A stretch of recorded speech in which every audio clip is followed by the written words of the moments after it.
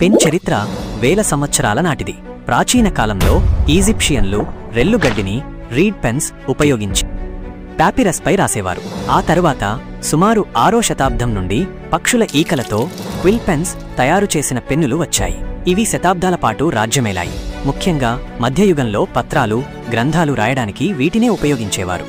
19వ శతాబ్దంలో metal nibs ఈక పెన్నుల స్థానాన్ని ఆక్రమించాయి. ఇవి మరింత మన్నికైనవి, సులభంగా ఉపయోగించగలవి. ఆ శతాబ్దం చివరిలో సిరాను నిల్వ చేసుకునే ఫౌంటైన్ పెన్స్ ప్రాచుర్యంలోకి వచ్చాయి. తరచుగా సిరాలో ముంచే అవసరాన్ని తగ్గించాయి.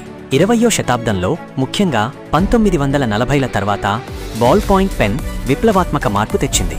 ఇది త్వరగా ఆరిపోయే సిరాతో చిన్న బంతిని ఉపయోగించి రాయడం వల్ల చాలా సౌకర్యవంతంగా మారింది.